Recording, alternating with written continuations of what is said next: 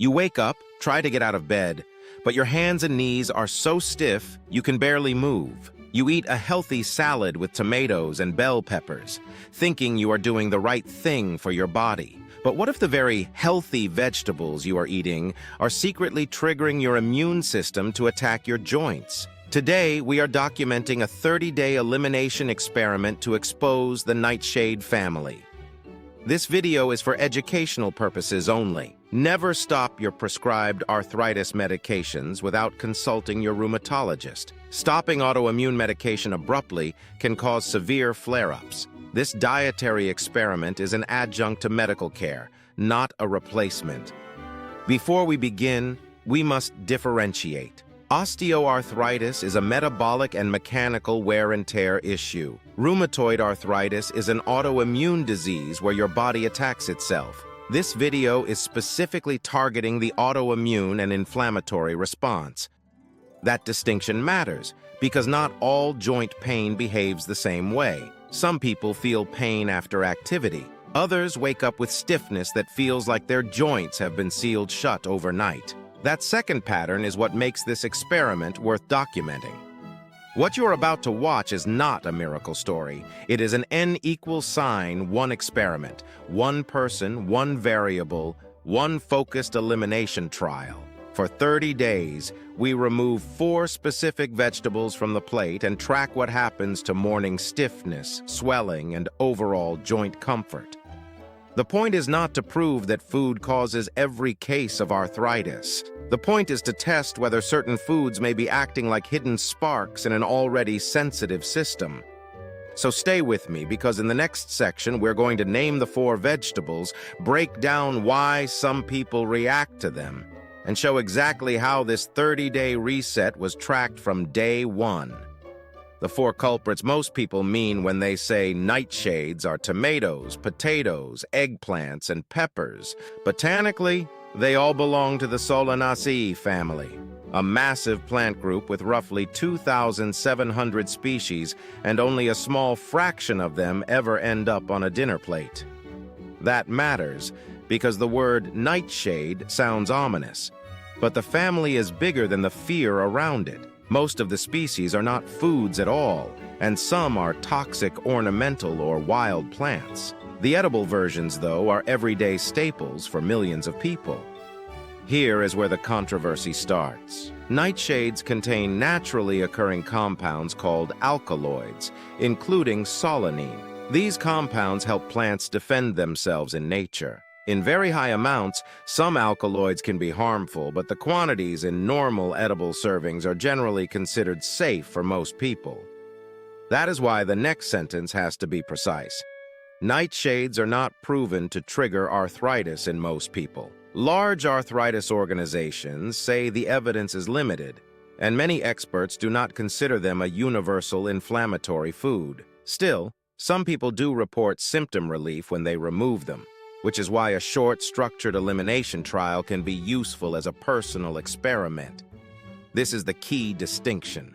Population science says nightshades are usually fine, but individual biology can still be different. In other words, one person may eat tomatoes with no issue, while another notices a clear pattern of stiffness or swelling after the same meal. The experiment is not about fear. It is about pattern recognition. So when we say the culprits, we are not saying these foods are guilty in every body. We are saying they are the first suspects worth testing when someone has stubborn morning stiffness, autoimmune flare patterns, or unexplained joint discomfort that keeps returning to the same meal cycle. And that is why this 30-day chapter starts here. Not with panic, but with a clear question. What happens when the most common nightshade foods disappear from the plate, one by one, long enough for the body to tell the truth? Now we get to the mechanism people talk about most, the gut barrier. Your intestinal lining is not a loose mesh. It is a highly organized, single-cell thick barrier built to let nutrients in and keep unwanted material out. Between those cells are tight junctions, tiny molecular seals that decide what gets through and what stays confined. When that barrier is stressed or disrupted, intestinal permeability can increase. In plain language, the gate becomes a little too open. That does not mean everything suddenly becomes poison, but it does mean the immune system may be exposed to more material from the gut than it expects. That matters because rheumatoid arthritis is not just joint wear and tear. It is an autoimmune disease, and research is increasingly interested in the gut-joint axis, how immune activity in the digestive system may be associated with inflammatory disease activity elsewhere in the body. Reviews in the literature report that biomarkers of intestinal permeability are often found alongside rheumatoid arthritis, but that is not the same as proving one single food is the cause. And this is where the story gets emotionally powerful, but scientifically tricky. Some people feel that certain nightshade foods worsen their symptoms, and arthritis organizations acknowledge that individual reactions can happen. At the same time, those same organizations also emphasize that the scientific evidence for nightshades as a universal arthritis trigger is limited. Nightshades contain naturally occurring alkaloids, including solanine, which plants use as a defense mechanism. In normal portions, these foods are generally considered safe for most people. But an elimination experiment is built around the possibility that your body may be an exception, not the rule. So instead of making a blanket accusation against an entire food group, we do something more useful. We track symptoms: morning stiffness, hand swelling, heat in the joints, energy on waking, digestive symptoms, and we compare the first week to the weeks that follow after the triggers are removed. That is how you turn food fear into actual data. If the inflammation quiets down, the takeaway is not that nightshades are evil. The takeaway is that your immune system may have been reacting to something in your current terrain, and the elimination process helped reveal the pattern. In autoimmune care, that kind of pattern recognition is often more valuable than an internet argument. This is where the experiment stops being abstract and becomes measurable. In rheumatoid arthritis, the symptoms people often track most closely are pain, swelling, fatigue, and morning stiffness, because those are the signals that tell you whether inflammation is calming down or staying active. So on day 1, we do not guess. We record a baseline. How long does it take to loosen the hands? How swollen do the knuckles feel on waking? How much effort does it take just to open a jar, hold a mug, or make a fist? That baseline matters because without it, the rest of the story is just opinion. For the first week, the body is still speaking the language it has been speaking for months. Stiffness, hesitation, and that heavy, locked-in feeling when you first get out of bed. That is exactly why a structured elimination trial is useful. Arthritis organizations describe nightshade elimination as a short test.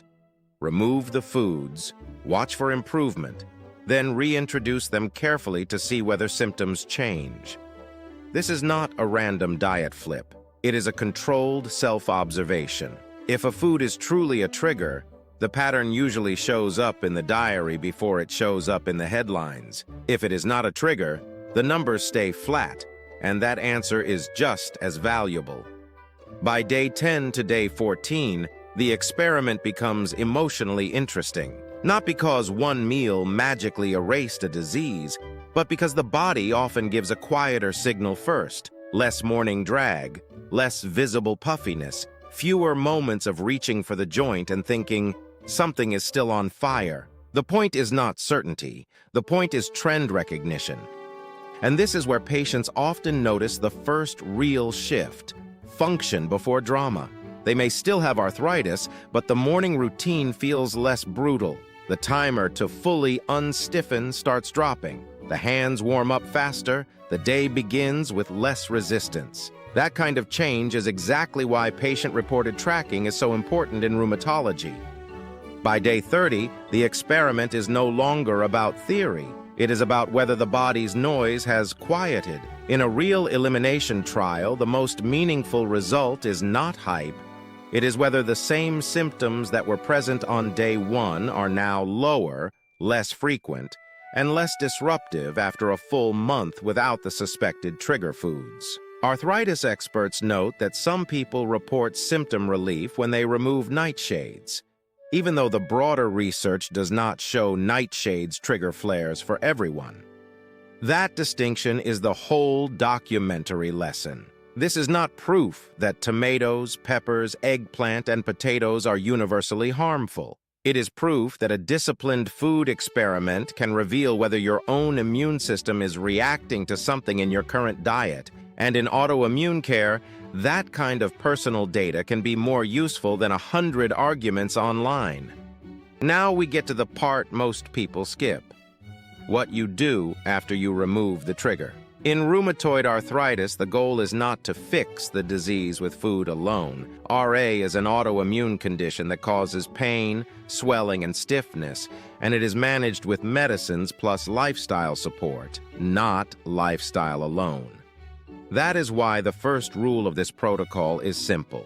Never start new supplements or stop prescribed medications without your rheumatologist's guidance. Dietary changes and supplements are adjuncts. They are support tools, not substitutes for disease control. The second rule is just as important.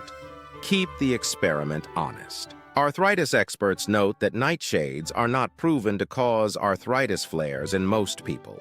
But a short elimination followed by careful reintroduction can still be a useful personal test for identifying individual triggers. That is where support comes in. If removing the suspected trigger calms the system down, the next job is helping the body recover while you keep watching the trend. Less morning stiffness, less swelling, better function, and fewer inflammatory flare days. Those are the practical markers people with arthritis track when they are trying to see whether a strategy is actually helping. This is also where a premium joint support formula can fit into the picture, not as a miracle, not as a cure, but as a way to support a calmer, inflammatory environment while you remove obvious dietary triggers and work on the bigger picture. One of the better studied botanicals here is turmeric, especially its active compound curcumin. The NIH's NCCIH notes that several meta-analyses have found early positive evidence for oral turmeric, or curcumin, in osteoarthritis-related pain, stiffness, mobility, and function, but also says higher quality evidence is still needed. That matters because honest support is stronger than hype. A smart formula should be presented as support for comfort and inflammation balance, not as a replacement for medical treatment or as a promise to erase arthritis. NCCIH also cautions that supplements can interact with medications and may contain ingredients not listed on the label, which is exactly why medical oversight matters. So if you choose a premium joint support blueprint like Joint N11, the question is not, will this magically cure me? The real question is, does this help me stay functional while I remove my trigger foods, repair my routine, and gather better data on my own body? That is the mindset that turns supplement marketing into a disciplined support protocol. And that is the real strategy. Remove the suspected trigger, support the terrain, and watch the results with discipline. In autoimmune arthritis, the clearest wins usually come from combining medical care, symptom tracking, and practical lifestyle changes rather than chasing one dramatic fix.